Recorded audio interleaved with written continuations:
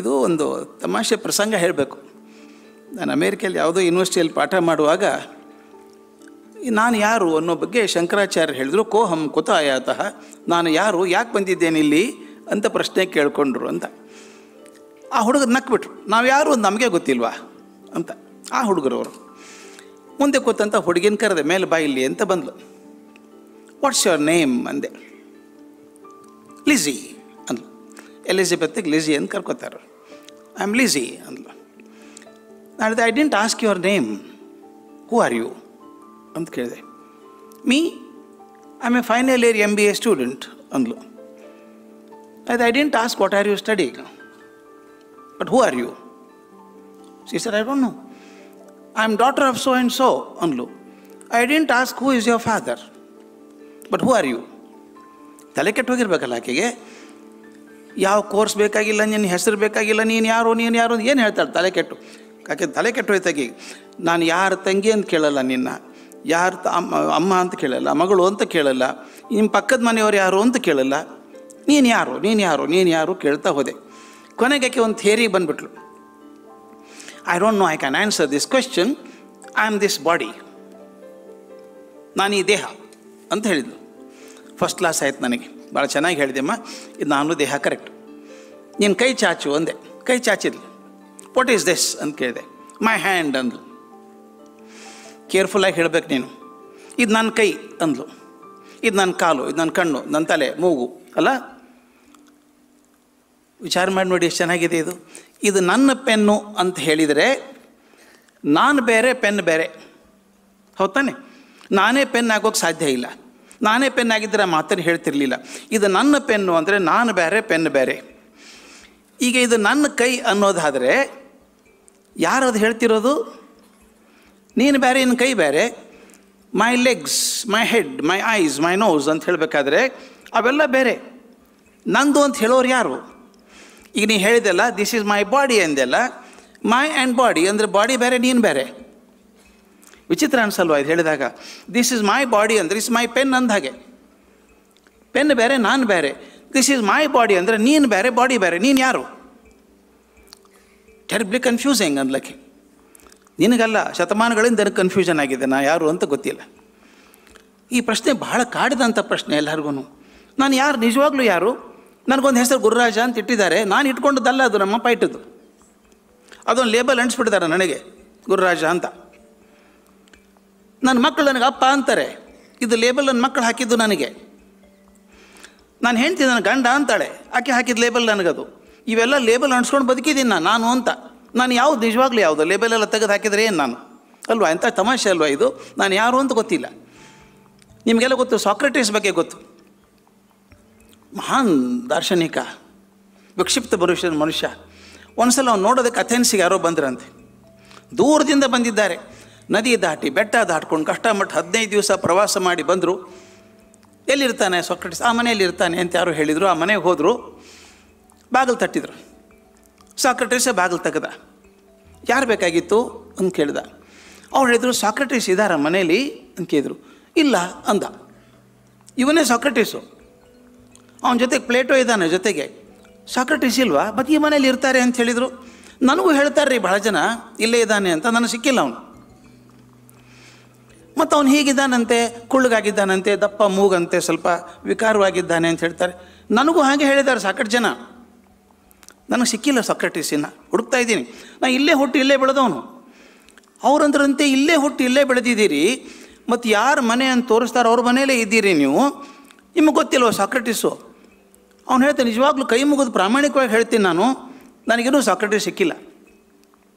ಕೆಲವರು ಹೇಳ್ತಾರೆ ಭಾಳ ಬುದ್ಧಿವಂತ ಅಂತಾರೆ, ಇನ್ನು ಕೆಲವು ಅಂತಾರೆ ಭಾಳ ವಿಕ್ಷಿಪ್ತ ಸ್ವಭಾವ, ಹುಚ್ಚುಚ್ಚಾರ ಮಾತಾಡ್ತಾನೆ ಅಂತಾರೆ. ರಾಜರು ಹೇಳ್ತಾರೆ ಅವನು ದ್ರೋಹಿ ಅಂತ ಹೇಳ್ತಾರೆ. ಹುಡುಗರು ಹೇಳ್ತಾರೆ ಇವನು ಬದುಕೋದು ಕಷ್ಟ ಇವನ ಜೊತೆಗೆ ಅಂತಾರೆ. ಎಲ್ಲ ಹೇಳೋದನ್ನು ಕೇಳಿದ್ದೀನಿ, ನಾನು ಕೇಳಿದ್ದೀನಿ. ಅದು ನಿಜವಾದ ಸಾಕ್ರೆಟಿಸ್ ನನಗೆ ಸಿಕ್ಕೇ ಇಲ್ಲ ಇನ್ನು. ಹೌದಾ? ಮತ್ತು ಹೆಂಗೆ ಮಾಡೋದು? ನೀವು ಹೋಗಿ ಬನ್ನಿ, ನಾನು ಹುಡುಕ್ತಾ ಇರ್ತೀನಿ, ನೀವು ಹುಡುಕಿ ಸಿಕ್ಕರೆ ನನಗೆ ಹೇಳಿ ಅಂತ ಹೇಳಿ ಕಳಿಸ್ದ. ಆಮೇಲೆ ಪ್ಲೇಟೋ ಕೇಳ್ದ ಅವನಿಗೆ, ಅಲ್ಲಪ್ಪ ನೀವೇ ಸಾಕ್ರೆಟಿಸು, ನಿಮ್ಮನ್ನು ಕೇಳಿದ್ರೆ ನನಗೆ ಗೊತ್ತಿಲ್ಲ, ಹುಡುಕಬೇಕು ಅಂತೀರಲ್ಲ ಹೇಗೆ ಅಂತ. ಅವ್ನು ಹೇಳಿದ, ನಿಜವಾಗ್ಲೂ ಹೇಳ್ತೀನಿ ಮೃಗು, ನಿನಗೂ ಹೇಳ್ತೀನಿ, ಸುಳ್ಳಲ್ಲ. ಪ್ಲೇಟೋ ಹೇಳ್ತಾನೆ, ನಾನು ನಿನಗೂ ಹೇಳ್ತಾ ಇದ್ದೀನಿ, ನನಗೆ ಸಾಕ್ರೆಟಿಸ್ ಸಿಕ್ಕಿಲ್ಲ. ನೀವು ನನ್ನ ಗುರುಗಳು ಅಂತೀರಿ, ಒಪ್ಕೋತೀನಿ ನಾನು. ನನ್ನ ಸ್ನೇಹಿತ ಅಂತ ಕೆಲವರು ಅಂತಾರೆ, ವೈರಿ ಅಂತ ಕೆಲವರು ಅಂತಾರೆ. ನಿಜವಾದ ಯಾರು? Who the real Socrates will stand up and be counted? I don't no who is real Socrates. ಗೊತ್ತೇ ಇಲ್ಲ. ಇದು ಎಷ್ಟು ಅದ್ಭುತ ಪ್ರಶ್ನೆ ಇದು ಅಂದರೆ, ನಾನು ಯಾರು ನಿಜವಾಗ್ಲೂ ನನಗೆ ಗೊತ್ತಿಲ್ಲ. ಈ ನಾನು ಹೆಸರು ನಾನಲ್ಲ, ಈ ದೇಹ ನಾನಲ್ಲ, ಜನ ಕರೆಯುವಂಥ ರೀತಿಯಲ್ಲಿ ನಾನಲ್ಲ, ನಾನೇನು ಅಂತ ನನಗೂ ಗೊತ್ತಿಲ್ಲ. ಹುಡುಕೋದು ಹೇಗೆ? ಹಾಗಾದರೆ ನನ್ನದು ನಾನು ಅನ್ನುವಂಥದ್ದು ಯಾವುದು? ಭಾಳ ಮಜಾ ಇದೆ ಪ್ರಶ್ನೆ ಇದು. ಇದು ಇರುವು, ನನ್ನ ಅಸ್ತಿತ್ವ ಇದು. ನನ್ನ ಅಸ್ತಿತ್ವ ನನ್ನ ಹೆಸರಲ್ಲ, ನನ್ನ ದೇಹ ಅಲ್ಲ. ಒಂದು ಕಲ್ಪನೆ ಮಾಡ್ಕೊಳ್ಳಿ, ಯಾರೊಬ್ಬರು ದೊಡ್ಡವರು ಆಸ್ಪತ್ರೆಯಲ್ಲಿದ್ದಾರೆ, ಪೇಪರಲ್ಲಿ ನ್ಯೂಸ್ ಬರ್ತಾ ಇರುತ್ತೆ, ಅಧ್ಯಕ್ಷರಿಗೆ ಅನಾರೋಗ್ಯವಾಗಿದೆ, ಆಸ್ಪತ್ರೆಗೆ ಸೇರಿಸಿದ್ದಾರೆ, ಅವರ ದೇಹ ಸ್ವಲ್ಪ ಆತಂಕಕಾರಿಯಾಗಿದೆ, ಆರೋಗ್ಯ ಅಲ್ಲ, ಅವರ ದೇಹಕ್ಕೆ ಸರಿಯಾಗಿ ಟ್ರೀಟ್ಮೆಂಟ್ ಆಗ್ತಾ ಇದೆ. ಪ್ರಧಾನಮಂತ್ರಿ ರಾಷ್ಟ್ರಪತಿಗಳ ದೇಹ ಅಂತ ಹೇಳ್ತಾರೆ, ಅಲ್ಲಿ ಕೆಲಸ ಮಾಡ್ತಾರೆ, ಅವರಿಗೆ ಟ್ರೀಟ್ಮೆಂಟ್ ಆಗ್ತಾ ಇದೆ. ರಾಷ್ಟ್ರಪತಿಗಳು ಆರೋಗ್ಯವಾಗಿಲ್ಲ, ದೇಹನಲ್ಲ ರಾಷ್ಟ್ರಪತಿಗಳು ಅಂತಾರೆ. ಅವಾಗ ಅಕಸ್ಮಾತ್ ಪ್ರಾಣ ಹೋದ ತಕ್ಷಣ ಮರುಕ್ಷಣ ಅರ್ಧ ಸೆಕೆಂಡ್ ಕೂಡ ತಡ ಇಲ್ಲ, ಏನು ಹೇಳ್ತಾರೆ ಗೊತ್ತಾ? ಅವರ ದೇಹವನ್ನು ಇಲ್ಲಿ ತರಲಾಗುವುದು.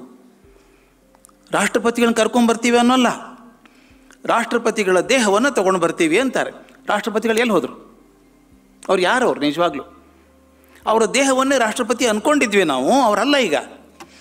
ಅಂದರೆ ಯಾರು ನಿಜವಾಗ್ಲೂ ಯಾರು ಅವರು? ಎಷ್ಟು ವಿಚಿತ್ರ ಅಲ್ವಾ ಇದು? ಇದುವರೆಗೂ ನಾನು ನಾನು ನಾನು ಅಂತ ಬಿಡ್ಕೋತಾ ಇದ್ದೆ. ನಾನು ನನ್ನ ದೇಹ, ಹುಡುಗಿ ಹೇಳಿದ್ಲಲ್ಲ, ಐ ಆಮ್ ದಿಸ್ ಬಾಡಿ ಅಂತ, ನಾನು ದೇಹ ಅಂತ ನಾನು ಅಂದ್ಕೊಂಡಿದ್ದೆ. ಇದಂದಲ್ಲ ಇದು. ನನ್ನ ದೇಹ ಅಂತ ಅನ್ನೋದಾದರೆ ನಾನು ಬೇರೆ, ದೇಹ ಬೇರೆ. ಮತ್ತು ಅಲ್ಲಿಗೆ ಸುತ್ತಾಡಿ ಅಲ್ಲಿಗೆ ಬಂದೀವಿ ನಾವು. ಹಾಗಾದ್ರೆ ನಾನು ಯಾರು? ನಾನು ಯಾರು ಅಂತ ಗೊತ್ತಾಗೋದಕ್ಕೆ ಇದನ್ನು ಭಾಳ ಒದ್ದ ಪ್ರಶ್ನೆ ಕೇಳಿದವರು ರಮಣ ಮಹರ್ಷಿಗಳು, ತಿರುವಣ್ಣಾಮಲೈ ಸಂತರು. ಅವರು ನಾನು ಯಾರು ಅಂತ ಒಂದು ಪುಸ್ತಕ ಬರೆದಿದ್ದಾರೆ. ನಾನು ಯಾರು ಈ ಪ್ರಶ್ನೆ ಕೇಳಿದ್ರಿಂದಾನೇ ಅವರು ರಮಣ ಮಹರ್ಷಿಗಳಾದರು. ಅವ್ರು ಹೇಳ್ತಾರೆ, ಪ್ರತಿ ಸಲ ಕೇಳ್ಕೊತ ಹೋಗ್ಬೇಕಂತೆ, ಈ ಕೈ ನಂದ ಅಲ್ಲ, ಕಣ್ಣಂದ ಅಲ್ಲ, ದೇಹ ನಂದ ಅಲ್ಲ, ನೇತಿ ನೇತಿ ನೇತಿ ಇದಲ್ಲ, ನಂದಲ್ಲ ನಂದಲ್ಲ ನಂದಲ್ಲ ಅನ್ಕೋತ ಹೋದಾಗ ಏನೋ ಒಂದು ಉಳಿತದೆ. ಕೊನೆಗೆ ಏನು ಉಳಿತದೋ ಅದು ನಿನ್ನ ಅರಿವಿನ ಸ್ವರೂಪ ಅಂತ ಹೇಳ್ತಾರೆ. ನಾನು ಭಾಳ ಕನ್ಫ್ಯೂಸ್ ಮಾಡಲ್ಲ, ನಿಮಗೆ ಸೊಲ್ಯೂಷನ್ ಹೇಳ್ಬಿಡ್ತೀನಿ ಅದು ಹೇಗೆ ಅಂತ. ಯಾರು ಅಂತ ನಮ್ಗೆ ಗೊತ್ತಿಲ್ಲದೆ ಹೋದಾಗ ಹಾಗಾದ್ರೆ ಬದುಕೋದು ಹೇಗೆ? ಒಂದು ತಮಾಷೆ ಹೇಳ್ತಾರೆ, ರಮಣ ಮಹರ್ಷಿಗಳು ಹೇಳ್ತಾರೆ, ಈ ಜಗತ್ತಿದೆಯಲ್ಲ, ಕಡ್ಡಿ ಕಾಣ್ತದಲ್ಲ ಜಗತ್ತು, ಅದ್ಭುತವಾದ ಜಗತ್ತು, ಮೆರಗಿರುವಂಥ ಹೊಳಪಿನ ಜಗತ್ತಿದು. ಆ ಜಗತ್ತಿನ ಒಳಗೊಂದು ಏನೋ ಇದೆ ವಿಷಯ, ಅಷ್ಟು ಕಂಡು ಹಿಡ್ಕೊ. ಅದು ನಮ್ಮ ಗುಂಡಪ್ಪನವರು ಅದ್ಭುತವಾಗಿ ಹೇಳ್ತಾರೆ. ಡಿ ವಿ ಜಿ ಹೇಳಬೇಕಾದ್ರೆ ಅದನ್ನೇ, ಜಗದಿ ಜಗತ್ವವನು ಮಾಯಾ ವಿಚಿತ್ರವನು, ಒಗೆದಾಚೆ ಬಿಸುಡೆಲ್ಲ ಕರ್ಣವೇದ್ಯವನು, ಮಿಗುವುದೇಂ ರೂಪಾಖ್ಯ ಒಂದು ಇಲ್ಲದ ವಸ್ತು, ಹೊಗಿಸಾ ಕೆಡೆಗೆ ಮತಿಯ ಮಂಕುತಿಮ್ಮ. ಸ್ವಲ್ಪ ವಿಸ್ತಾರ ಹೇಳಬೇಕಾದನ್ನು. ಜಗದಿ ಜಗತ್ವವನು, ಈ ಜಗತ್ತಿದೆಯಲ್ಲ, ಇದಕ್ಕೊಂದು ಜಗತ್ವ ಅಂತ ಒಂದಿದೆ, ಕಣ್ಣಿಗೆ ಕಾಣಿಸುತ್ತೆ. ಲಾಂಜಿಟ್ಯೂಡ್ ಲ್ಯಾಟಿಟ್ಯೂಡ್ ಎಲ್ಲ ಗೊತ್ತಾಗುತ್ತೆ ನನಗೆ, ಯಾವ ದೇಶ ಎಲ್ಲಿದೆ ಮ್ಯಾಪ್ ಗೊತ್ತಿದೆ, ವರ್ಲ್ಡ್ ಮ್ಯಾಪ್ ಅಟ್ಲಾಸ್ ಬೈಪಾಟ್ ಮಾಡ್ಕೊಂಡಿದ್ದೀನಿ, ಎಲ್ಲವೂ ಗೊತ್ತು ನನಗೆ. ಈ ಜಗತ್ತಿನಲ್ಲಿ ಆಗ್ತಿರುವಂಥ ಬೆರಗು ಕೂಡ ಕಾಣಿಸುತ್ತೆ ನನಗೆ. ಈ ಜಗತ್ತಿನ ಜಗತ್ವವನ್ನು ಸ್ವಲ್ಪ ದೂರ ಇಡು. ಮಾಯಾ ವಿಚಿತ್ರವನು, ಈ ಜಗತ್ತೊಂದು ದೊಡ್ಡ ಮಾಯಾ ವಿಚಿತ್ರ ಇದು. ಒಂದು ಕ್ಷಣಕ್ಕಿದ್ದಾಗ ಇನ್ನೊಂದು ಕ್ಷಣಕ್ಕೆ ಇರೋಲ್ಲ. ಏನು ಬದಲಾಗ್ತದೆ ಗೊತ್ತಾ? ನಿನ್ನೆ ದಿವಸ ಏನಾಯಿತು, ಇವತ್ತೇನಾಯಿತು, ನಾಳೆ ಏನಾಗುತ್ತೆ, ಪ್ರತಿ ದಿವಸ ಬದಲಾಗ್ತಿರುವಂಥ ಜಗತ್ತು. ಇದೊಂದು ದೊಡ್ಡ ಮಾಯ. ಇದು ಮಾಯ ಅಂದರೆ ಯಾವುದು ಸ್ಥಿರವಾಗಿ ಇಲ್ಲದೆ ಇರುವಂಥದ್ದು, ಬದಲಾಗುವಂಥದ್ದು. ಈ ತೆಗೆದು ಹಾಕಿಬಿಟ್ಟಿದ್ದನ್ನು ಭಾಳ ಚಂದ ಹೇಳ್ತಾರೆ ಅದನ್ನು, ಒಗೆದ ಆಚೆ ಬಿಸುಟೆಲ್ಲ ಕರ್ಣ ವೇದ್ಯವನು. ನಮ್ಮ ಕಣ್ಣು ಕಿವಿ ಪಂಚೇಂದ್ರಿಯಗಳಂತೇನಿದ್ದಾವೋ ಇವುಗಳು ಸಿಕ್ಕುವಂಥದ್ದು. ಕಣ್ಣಿಗೆ ಕಾಣಿಸುತ್ತೆ, ಕಿವಿಗೆ ಕೇಳಿಸುತ್ತೆ, ಮೂಗಿಗೆ ವಾಸನೆ ಬರುತ್ತೆ, ನಾಲಿಗೆಗೆ ರುಚಿ ಸಪ್ಪತ್ತೆ, ದೇಹಕ್ಕೆ ಸ್ಪರ್ಶ ಆಗುತ್ತೆ. ಇವೆಲ್ಲವನ್ನು ಬಿಟ್ಟುಬಿಡು. ಇವನ್ನೆಲ್ಲೂ ಬಿಟ್ಟು ಏನಾದರೂ ಉಳಿತದ ವಿಚಾರ ಮಾಡು. ಮಿಗುವುದೇಂ, ಏನು ಉಳಿತದೆ? ಈ ಮಾತೊಂದು ಚಂದ ಇದೆ ಮಕ್ಕಳೇ, ಹುಡುಗರದವ್ರು ಹೇಳ್ಕೋಬೇಕು, ಭಾಳ ಆಸಕ್ತಿಯಿಂದ ಹೇಳಬೇಕಿದೆ. ರೂಪಾಖ್ಯೆ ಒಂದು ಇಲ್ಲದ ವಸ್ತು. ರೂಪ ಆಖ್ಯೆ ಅಂದರೆ ಹೆಸರು, ನಾಮ ಇಲ್ಲ, ರೂಪ ಇಲ್ಲ. ಈಗ ನಾನು ಕರ್ಜಿಗೆ ಅಂದ ತಕ್ಷಣ ಒಂದು ಕಣ್ಣು ಮುಂದೆ ಚಿತ್ರ ಬರುತ್ತೆ, ನೋಡದೆ ಹೋದರೆ ಈಗ ನೋಡಿದವ್ರಿಗೆ ಮುಂದೆ ಚಿತ್ರ ಬರುತ್ತೆ. ಅದು ಹೀಗಿದ್ದಾನೆ ವ್ಯಕ್ತಿ.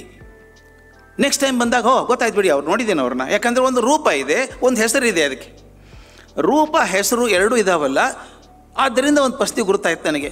ಅದು ಎರಡೂ ಇಲ್ಲದೆ ಹೋದರೆ, ನಾಮ ರೂಪ ಇಲ್ಲದೆ ಹೋದರೆ ಏನಾಗುತ್ತೆ? ಏನೋ ಒಂದು ವಸ್ತು ಉಳಿತದೆ. ಇದನ್ನು ಭಾಳ ಹೇಳ್ಕೊಡ್ಬೇಕು ನಾನು, ಭಾಳ ಚಂದ ಇದೆ ಇದು. ಇದೊಂದು ಟೇಬಲ್ ಇದೆ, ನಾನು ನಿಂತ್ಕೊಂಡಿದ್ದೀನಿ ಇಲ್ಲಿ. ಇದನ್ನು ಪೋಡಿಯಂ ಅಂತ ಕರಿತೇನೆ ನಾನು. ಅಲ್ಲೊಂದು ಟಿಪಾಯ್ ಇದೆ, ಅದಕ್ಕೆ ಟಿಪಾಯ್ ಅಂತ ಹೆಸರು ಕೊಡೋದು ಟಿಪಾಯ್ ಅಂತ ಆಯಿತು. ಮೊಟ್ಟ ಮೊದಲನೇ ಮನುಷ್ಯ ಟಿಪಾಯ್ ಕಂಡು ಹಿಡಿದವನು. ಅದಕ್ಕೇನಾದರೂ ಕುರ್ಚಿ ಅಂತ ಕರೆದಿದ್ರೆ ಅದು ಕುರ್ಚಿ ಆಗ್ತಿತ್ತು, ಇದು ಟೇಬಲ್ ಆಗ್ತಿತ್ತು. ಅಥವಾ ಇನ್ನೇನು ಆಗ್ತಿತ್ತು. ಅದು ಯಾವ ಹೆಸರು ಕೊಟ್ಟಿವಲ್ಲ ನಾವು ಅದಕ್ಕೆ, ಟಿಪಾಯ್ ಅಂದ ತಕ್ಷಣ ಕಣ್ಮುಂದೆ ಆ ಚಿತ್ರ ಬರುತ್ತೆ, ಪೋಡಿಯಂ ಅಂದ ತಕ್ಷಣ ಈ ಚಿತ್ರ ಕಣ್ಮುಂದೆ ಬರುತ್ತೆ. ಇದಕ್ಕೊಂದು ಹೆಸರು ಪೋಡಿಯಂ ಅಂತ, ಅದಕ್ಕೆ ಟಿಪಾಯ್ ಅಂತ ಒಂದು ಹೆಸರು, ಅದಕ್ಕೊಂದು ರೂಪ ಇದೆ, ಇದಕ್ಕೊಂದು ರೂಪ ಇದೆ.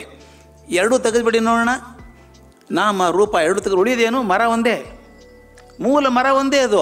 ಆ ಮರವನ್ನು ಆ ರೀತಿ ಮಾಡಿದಾಗ ಟಿಪಾಯ್ ಕಾಣಿಸುತ್ತೆ, ಈ ರೀತಿ ಮಾಡಿದಾಗ ಒಂದು ಪೋಡಿಯಂ ಕಾಣಿಸುತ್ತೆ. ಹೆಸರು ಮತ್ತು ಅದರ ರೂಪ ಆಕಾರ ತೆಗೆದುಬಿಟ್ರೆ ಉಳಿಯೋದೇನು? ಒಂದೇ ಮರ ಒಂದೇನು ಉಳಿತದೆ. ಅದೇ ರೀತಿ ಸಮುದ್ರಕ್ಕೆ ಹೋಗಿ, ಏನು ತೆರೆಗಳಪ್ಪ ಇವು, ಅದ್ಭುತ ತೆರೆಗಳು ಅಂತೀವಿ. ಸಮುದ್ರ ಅಂದರೆ ತೆರೆನಾ? ತೆರೆ ತೆಗೆದುಬಿಟ್ರೆ ಸಮುದ್ರ ಉಳಿತದ? ತೆರೆನೂ ಒಂದೇನೆ, ಸಮುದ್ರ ಒಂದೇನೆ. ಅದು ಹೆಸರು ಬೇರೆ ಬೇರೆ ಕೊಟ್ಟಿದ್ವಿ. ಅಲುಗಾಡೋದನ್ನು ತಲೆ ಅಂತ ಕರಿತೀನಿ, ಅಲುಗಾಡದೇ ಇರೋದನ್ನು ನೀರು ಅಂತ ಕರಿತೀನಿ. ಎರಡೂ ತೆಗೆದು ಉಳಿದ ನೀರು ಒಂದೇನೆ. ಇನ್ನೊಂದು ಸುಧಾರಣೆ ಸುಲಭವಾಗಿ ಹೇಳುವಂಥದ್ದು, ಮಣ್ಣಿನ ಗುಡ್ಡೆ ರಾಶಿ ಇದೆ, ಅದನ್ನೆಲ್ಲ ಕುಂಬಾರ ಚೆನ್ನಾಗಿ ಹದ ಮಾಡಿ ಇಟ್ಟಿದ್ದಾನೆ. ಆ ಮಣ್ಣಿನಿಂದ ಒಂದು ಮಡಿಕೆ ಮಾಡ್ತಾನೆ, ಒಂದು ಫ್ಲವರ್ ವೇಸ್ ಮಾಡ್ತಾನೆ, ಒಂದು ಹಣತೆ ಮಾಡ್ತಾನೆ, ಏನೇನೋ ಬೇರೆ ಬೇರೆ ಆಕಾರದ ಪಾತ್ರೆಗಳನ್ನು ಮಾಡ್ತಾನೆ, ಗೊಂಬೆಗಳನ್ನು ಮಾಡ್ತಾನೆ. ಎಲ್ಲ ಬೇರೆ ಅಲ್ವಾ ಅವು? ಅದನ್ನು ಗೊಂಬೆ ಅಂತೀನಿ, ಅದು ಹಣತೆ ಅಂತೀನಿ, ಇನ್ನೊಂದಕ್ಕೆ ನಾನು ಆಕಾರ ಫ್ಲವರ್ ವೇಸ್ ಅಂತ ಕರಿತೇನೆ. ಅವು ಹೆಸರು ರೂಪ ಒಂದಿದೆ, ಅದಕ್ಕೊಂದು ರೂಪ ಇದೆ, ಒಂದು ಹೆಸರಿದೆ. ಅವೆರಡೂ ತೆಗೆದುಬಿಡಿ ಉಳಿದಿದ್ದೇನು? ಮಣ್ಣೆ. ಅದೆಲ್ಲ ಆದದ್ದು ಮಣ್ಣೇನೆ. ಈಗ ಅದನ್ನು ನಾನು ಜೀವನಕ್ಕೆ ಹೋಲಿಸ್ಕೋಬೇಕೀಗ. ಅದೇ ರೀತಿ ನಾವು ಇಷ್ಟೊಂದು ಜನ ಇದ್ದೀವಿ ಇಲ್ಲಿ, ಎಲ್ಲರಿಗೂ ಒಂದು ರೂಪ ಇದೆ, ಒಂದು ಹೆಸರಿದೆ ಅಲ್ವಾ? ದಯವಿಟ್ಟು ಗಮನಿಸಿ, ನಾನು ಮಣ್ಣಿನ ಪಾತ್ರೆ ಹೇಳಿದೆ, ಮಣ್ಣೆ ಬೇರೆ ಬೇರೆ ಆಕಾರದಲ್ಲಿದ್ದಾಗ ಬೇರೆ ಬೇರೆ ಹೆಸರುಗಳನ್ನು ಕೊಡ್ತೇನೆ ಅದಕ್ಕೆ. ಆ ಹೆಸರು ಆಕಾರ ತೆಗೆದು ಹಾಕಿಬಿಟ್ರೆ ಉಳಿದದ್ದು ಮಣ್ಣೇನೆ. ಹಾಗೆ ನಾವು ಇಷ್ಟೊಂದು ಜನ ಇಲ್ಲಿದ್ದೀವಿ. ಇಡೀ ಪ್ರಪಂಚದಲ್ಲಿ ಇವತ್ತು 800 ಕೋಟಿ ಜನ ಇದ್ದಾರೆ. 800 ಕೋಟಿ ಜನ, ಅಷ್ಟೊಂದು ಹೆಸರುಗಳು, ಅಷ್ಟೊಂದು ಆಕಾರಗಳಿದ್ದಾವೆ. ಆ ಹೆಸರು ಆಕಾರ ತೆಗೆದ್ರೆ ಉಳಿತದೇನು? ಒಂದೇ ಒಂದು ವಸ್ತು. ಯಾವುದೇ ಒಂದು ವಸ್ತು ನಾವೆಲ್ಲ ಆಗಿದ್ದೀವಿ. ಈ ಕುಂಬಾರ ಹೇಗೆ ಮಡಕೆಗಳನ್ನು ಬೇರೆ ಬೇರೆ ಪಾತ್ರೆ ಮಾಡಿದ್ನೋ ಹಾಗೆ ಒಂದು ಯಾವುದೋ ಪರಾತ್ಪರ ಶಕ್ತಿ ಭಗವಂತ ಅಂತ ಕೇಳ್ಕೊಳ್ಳೋಣ. ಆ ಭಗವಂತ ಒಂದು ಮೂಲ ಸಾಮಗ್ರಿಯಿಂದ ಎಲ್ಲ ಚೂರು ಚೂರುಗಳನ್ನು ಮಾಡಿ ನಮ್ಮಲ್ಲಿಟ್ಟ. ಅಂದರೆ ನಾವೆಲ್ಲ ಅರ್ಥ ಏನಾದಂಗೆ ಆಯಿತು, ನಾವು ಜಾತಿ, ಕುಲ, ಮತ, ಭಾಷೆ, ದೇಶ ಎಲ್ಲವನ್ನು ತೆಗೆದು ಹಾಕಿ, ಆ ಹೆಸರುಗಳನ್ನು ತೆಗೆದು ಹಾಕಿ, ಆಕಾರ ತೆಗೆದು ಹಾಕಿದರೆ ನಾವೆಲ್ಲರೂ ಒಂದೇ ವಸ್ತುವಿನಿಂದ ಆದಂಥವ್ರು. ಎಲ್ಲರೂ ಒಂದೇ ಆದ್ದು, ಬೇರೆ ಯಾರೂ ಇಲ್ಲ. ಆದ್ದರಿಂದ ನಾವೆಲ್ಲರೂ ಒಂದೇನೆ. ಅದಾದಾಗ ಜಗಳ ಬರೋದಿಲ್ಲಲ್ಲ. ಟಿಪಾಯಿಗೆ ಮತ್ತು ಪೋಡಿಯಮ್ಮಿಗೆ ಜಗಳ ಬರೋಕ್ಕೆ ಸಾಧ್ಯವೇ ಇಲ್ಲ, ಯಾಕಂದರೆ ಅವೆರಡೂ ಮರದ್ದೇ, ಮೂಲ ಮರನೇ ಅದಕ್ಕೆ. ಹಾಗೆ ನಾವೆಲ್ಲರೂ ಒಂದೇ ವಸ್ತುವಿನಿಂದ ಆದಂಥ ಅರಿವಿದೆಯಲ್ಲ, ಒಂದು ಪರಸತ್ವ ಅಂತ ಇದೆ. It's a cosmic energy. ಈ call by god, call by ಏನು ಬೇಕು ಹೆಸರು ಕರೀರಿ ಅದಕ್ಕೆ. ಬ್ರಹ್ಮ ಅಂತ ಕರೀರಿ, ದೇವರು ಅಂತ ಕರೀರಿ, ಪರಮಾತ್ಮ ಅಂತ ಕರೀರಿ, ಅಥವಾ ಒಂದು ದೊಡ್ಡ ಶಕ್ತಿ ಅಂತ ಕರೀರಿ. ಆ ಎಲ್ಲ ಸಾಧ್ಯವಾದಂಥ ಶಕ್ತಿಯ ಒಂದು ಕಣ ನಾನು. ಭಾಳ ಅದ್ಭುತ ಮಾತಿದು. ನಾನು ಒಂದು ಕಣ, ನೀವು ಒಂದು ಕಣ. ನನಗೊಂದು ಹೆಸರಿದೆ, ಸೋದರಿ ಚಂದ್ರಿಕಾ ಇದ್ದಾರೆ, ನಾನಿದ್ದೀನಿ, ಗುರುಗಳಿದ್ದಾರೆ, ದೊಡ್ಡವರಿದ್ದಾರೆ, ಎಲ್ಲರೂ ಇಲ್ಲಿ. ನಾವೆಲ್ಲರೂ ನೋಡೋದಕ್ಕೆ ಬೇರೆ ಬೇರೆ ಇದ್ದೀವಿ ನಾವು. ಗೊತ್ತಾಯ್ತಲ್ಲ ನಿಮ್ಗೆ ಹೇಳ್ದಂಗೆ? ಹಣತೆ ಬೇರೆ, ಫ್ಲವರ್ ವೇಸ್ ಬೇರೆ, ಪಾತ್ರೆ ಬೇರೆ, ಗೊಂಬೆ ಬೇರೆ, ಆದರೆ ಮೂಲತಃ ನಾವೆಲ್ಲ ಮಣ್ಣೆ ಇದ್ದ ಹಾಗೆ ನಾವೆಲ್ಲರೂ ಒಂದೇ ಸತ್ವದಿಂದ ಆದಂಥವ್ರು, ಒಂದೇ ಸತ್ವ. ಇದು ಇರುವ ನನ್ನ ಮೂಲ ಅಸ್ತಿತ್ವ ಇದು. ಈ ಅಸ್ತಿತ್ವ ಇದೆಯಲ್ಲ, ಅಸ್ತಿತ್ವ ಹೇಗಿದೆ ಅಂತ ಹೇಳ್ತಿದ್ದು ಕೇಳಿ. ಜಗಳ ಬರುತ್ತಾ ಅವಾಗ ನಾವೆಲ್ಲರೂ ಒಂದೇ ಅಂತ ಅನ್ನೋದಾದರೆ, ಅದನ್ನೇ ಎಲ್ಲ ಜ್ಞಾನಿಗಳು ಹೇಳ್ಕೊಂಡು ಬಂದಿದ್ದಾರೆ. ಜಗಳ ಬ್ಯಾಡ್ರಪ್ಪ, ಯಾಕೆ ಜಗಳಾಡ್ತೀರಿ ನೀವೆಲ್ಲ ಒಂದು ವಸ್ತುವಿನಿಂದ ಆದವರು. ನಾನೊಂದು ಹಿಂದಕ್ಕೊಂದು ಕತೆ ಬರೆದಿದ್ದೆ. ಒಂದು ಆಶ್ರಮದಲ್ಲಿ ಹೀರೆಕಾಯಿ ಬಳ್ಳಿ ಎಬ್ಸಿದ್ರಂತೆ, ಸೋರೆಕಾಯಿ ಬಳ್ಳಿ ಎಬ್ಸಿದ್ರು. ಹೀರೆಕಾಯಿ ಸೋರೆಕಾಯಿ ಬಳ್ಳಿ ಎಬ್ಸಿದ್ರು. ಆ ಬಳ್ಳಿ ಆಗ್ತಿರ್ಬೇಕಾದ್ರೆ ಒಂದು ಸೋರೆಕಾಯಿಗೆ ಕೋಪ ಬಂತಂತೆ, ಇನ್ನೊಂದು ತುಂಬ ಹತ್ತಿರ ಬರ್ತಾ ಇದೆ ನನಗೆ ಅಂತ. ಜಗಳ ಶುರು ಆಯಿತು ಅವ್ರ ನಡುವೆ. ಆ ಗುರು ಬಂತ, ಏನು ಜಗಳಾಡ್ತೀವಿ, ತಲೆ ಮುಟ್ಕೊಂಡು ನೋಡ್ಕೊಳ್ಳಿ ಅನ್ನಂತೆ. ತಲೆ ಮುಟ್ಕೊಂಡು ಹೀಗೆ ಮಾಡಿದ್ರೆ ಇನ್ನೊಂದು ಬಂತು, ಇನ್ನೊಂದು, ಎಲ್ಲ ಒಂದೊಂದು ಕನೆಕ್ಷನ್ ಇದೆಯಲ್ಲ. ಅರೆ, ನಮ್ಮ ಬಳ್ಳಿದೆ ಅದು ಸೋರೆಕಾಯಿ, ಇದು ನಮ್ಮ ಬಳ್ಳಿದೆ ಸೋರೆಕಾಯಿ, ಹಾಗಾದ್ರೆ ಒಂದೇ ಬಳ್ಳಿಯಿಂದ ಬಂದವರಲ್ವ ನಾವೆಲ್ಲರೂ ಅಂದಾಗ ಜಗಳ ನಿಂತು ಹೋಯಿತು ಅಂತ. ನಾವು ಅದನ್ನು ಸ್ವಲ್ಪ ಗಮನ ಇಟ್ಟು ನೋಡಿದಾಗ, ನಾವು ಮನುಷ್ಯರು ಅನ್ನೋರು ಯಾರೇ ಇದ್ದರೂ ಕೂಡ ಅದೇ ವಸ್ತುವಿನಿಂದ ಆದಂಥವ್ರು, ಆದ್ದರಿಂದ ಬೇರೆ ಆಗೋಲ್ಲ. ಅಲ್ಲಮ ಪ್ರಭು ಒಂದು ಮಾತನ್ನು ಹೇಳ್ತಾನೆ, ಅದ್ಭುತ, ನನಗೆ ಅತ್ಯಂತ ಇಷ್ಟವಾದಂಥ ವಚನ ಅದು. ನಿಮ್ಮಲ್ಲಿ ನೀವು ತಿಳಿದು ನೋಡಿದರೆ ಅನ್ಯವಿಲ್ಲ ಕಾಣಿರಯ್ಯ, ನಿಮ್ಮಲ್ಲಿ ನೀವು ತಿಳಿದು ನೋಡಿದರೆ ಅನ್ಯ ಇಲ್ಲ ಕಾಣಿರಯ್ಯ. ಅರಿವು ನಿಮ್ಮಲ್ಲಿಯೇ ತದ್ಗತಿತವಾಗಿದೆ, ಅನ್ಯ ಭಾವ ನೆನೆಯದೆ ತನ್ನೊಳಗೆ ತಾನೆಚ್ಚರ ಬಲ್ಲೊಡೆ ತನ್ನಲ್ಲಿಯೇ ತನ್ಮಯನು ಗುಹೇಶ್ವರ ಅಂತ. ನೀವು ಹೊರಗಡೆ ಹುಡುಕಬೇಕಾಗಿಲ್ಲ ಯಾರನ್ನೂ, ನಿಮ್ಮಳ್ಳೇ ನೋಡ್ಕೊಳ್ಳಿ. ನನಗೂ ಮಾಂಸ, ರಕ್ತ, ಎಲುಬು ಎಲ್ಲ ಇದೆ, ನಿಮಗೂ ಅದೇ ಇದೆ. ಆಕಾರ ಬೇರೆ ಇರ್ಬೋದು ಅಷ್ಟೇ, ಆದರೆ ಮೂಲ ವಸ್ತು ಒಂದೇ, ಒಳಗಿರುವ ಶಕ್ತಿ ಒಂದೇ. ಈ ಬ್ಯಾಟ್ರಿ ಸೆಲ್ ತೆಗೆದು ನಾನು ಅದನ್ನು ಕ್ಲಾಕಿಗೆ ಹಾಕಿದಾಗ ಕ್ಲಾಕ್ ನಡೀತದೆ, ಅದನ್ನು ಟಾರ್ಚ್ಗೆ ಹಾಕಿದಾಗ ಟಾರ್ಚ್ ನಡೀತದೆ. ಅದೇ ಸೆಲ್ಲು, ಅದೇ ಎನರ್ಜಿ. ಹಾಗೆ ನಮ್ಮ ಎಲ್ಲರಲ್ಲೂ ಒಂದೇ ಶಕ್ತಿ ಇದೆ ಅಂತ ತಿಳ್ಕೊಳ್ಳೋದು ಇರುವು ಅಂತ.